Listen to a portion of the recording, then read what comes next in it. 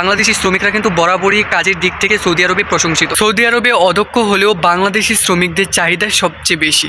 তো বন্ধুরা, আজকে আমরা আলোচনা করব যারা সৌদি আরবে আসবেন 2025 সালের শেষের দিকে অথবা 26 সালে, তারা কাজ না জানলেও যে 5টি সেক্টরে আসতে পারেন। তাহলে চলুন ব্লগটি শুরু করা যাক। কাজ না জানলেও সৌদি আরবে বাংলাদেশি শ্রমিকদের জন্য সবচেয়ে বেশি চাহিদা হচ্ছে কনস্ট্রাকশন লেবারের কাজে। কেননা আপনারা সকলেই জানেন ভিশন 2030-এর আওতায় সৌদি আরব কিন্তু বড় বড় মেগা প্রজেক্ট করতে যাচ্ছে, যেরকম রাস্তাঘাট, সেতু, ফ্লাইওভার থেকে শুরু করে জেদ্দা টাওয়ারের মতো উঁচু উঁচু বিল্ডিং। সেজন্য কিন্তু কনস্ট্রাকশন সেক্টরে বাংলাদেশি শ্রমিকদের চাহিদা দিন দিন বেড়েই চলছে।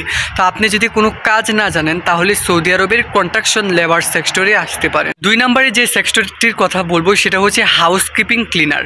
সৌদি আরব কিন্তু অনেক পরিষ্কার পরিচ্ছন্ন একটি দেশ, এখানকার মানুষজন পরিষ্কার পরিচ্ছন্ন থাকতে পছন্দ করে। তাছাড়া সৌদি আরব কিন্তু তেল উৎপাদন থেকে বের হয়ে পর্যটন খাতে বিশাল বিনিয়োগ করছে ভিশন 2030-এর জন্য। সেজন্য কিন্তু আবাসিক হোটেলগুলোতে কিন্তু অনেক কাজের চাহিদা। তো যারা অদক্ষ শ্রমিক, কোনো কাজ জানেন না, তারা কিন্তু হাউসকিপিংয়ের কাজে আসতে পারেন। 3 নম্বরে যে কাজটির কথা বলবো সেটা হচ্ছে ফ্যাক্টরি ওয়্যার হাউস হেল্পার।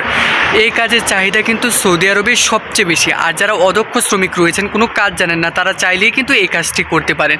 এই কাজটি হচ্ছে লোড এবং আনলোডিং। দিন দিন কিন্তু সৌদি আরবে ফ্যাক্টরি বেড়েই চলছে, তো সেখানে কিন্তু লোড এবং আনলোডিং কর্মীর অনেক প্রয়োজন এবং বাংলাদেশি শ্রমিকরা কিন্তু বরাবরই প্রশংসিত যে তারা কাজ করে অনেক। সেজন্য কিন্তু এই খাতে বাংলাদেশি শ্রমিকদের চাহিদা অনেক বেশি। আপনারা চাইলে লোড এবং আনলোডিং কাজে আসতে পারেন। আর ফ্যাক্টরি ওয়্যার হাউস হেল্পার কাজের জন্য কিন্তু কোনো দক্ষতা লাগে না, শুধুমাত্র শারীরিক ধৈর্য থাকলেই হয়।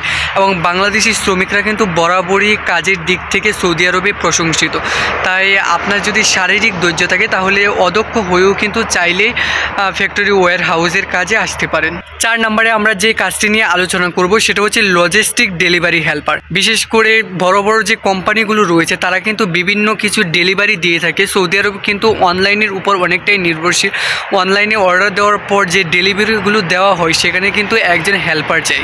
তো এই হেল্পার কাজে আপনি আসতে পারেন। এই কাজের চাহিদা কিন্তু সৌদি আরবে অনেক এবং এই কাজে আসতে হলে কিন্তু কোনো দক্ষতার প্রয়োজনে আপনি অদক্ষ হলেও কিন্তু এই কাজে আসতে পারেন। সর্বশেষ আমরা যে কাজটি নিয়ে আলোচনা করব সেটা হচ্ছে সিকিউরিটি গার্ড। সিকিউরিটি গার্ডের চাকরি কিন্তু সৌদি আরবে অনেক জনপ্রিয়। যারা অদক্ষ শ্রমিক রয়েছেন তারা চাইলেই কিন্তু সিকিউরিটি গার্ডের কাজে আসতে পারে। সিকিউরিটি গার্ডের কাজ কিন্তু এতটাও কঠিন নয়, শুধুমাত্র বসে থাকলেই ডিউটি হয়ে যায়। সিকিউরিটি গার্ডের কাজ সাধারণত অফিস, হোটেল, কনস্ট্রাকশন সাইটে হয়ে থাকে। তো যারা কোনো কাজ জানেন না, অদক্ষ শ্রমিক 2025 সালের শেষের দিকে এবং 2026 সালে সৌদি আরবে আসবেন, তারা কিন্তু সিকিউরিটি গার্ডের কাজে আসতে পারেন। বাংলাদেশ থেকে যারা সৌদি আরবে আসেন তারা কিন্তু বেশিরভাগই অদক্ষ। তো অদক্ষ শ্রমিকদের জন্য এই 5টি কাজ কিন্তু বেস্ট কাজ। সৌদি আরবে কিন্তু প্রচুর চাহিদা রয়েছে এবং প্রচুর নিয়োগ চলছে এই কাজগুলোতে। তো আপনারা চাইলে এই কাজগুলোতে আসতে পারেন। পরবর্তী ব্লগগুলোতে আমি প্রত্যেকটি কাজের সুযোগ সুবিধা কী, বেতন কত, ডিউটি কত ঘন্টা, এগুলো নিয়ে আলোচনা করব। এজন্য সৌদি আরবের ইতিহাস, ঐতিহ্য, সংস্কৃতি এবং আমার ব্যক্তিগত ব্লগ দেখতে চ্যানেলটি সাবস্ক্রাইব করে পাশেই থাকুন। আল্লাহ হাফেজ।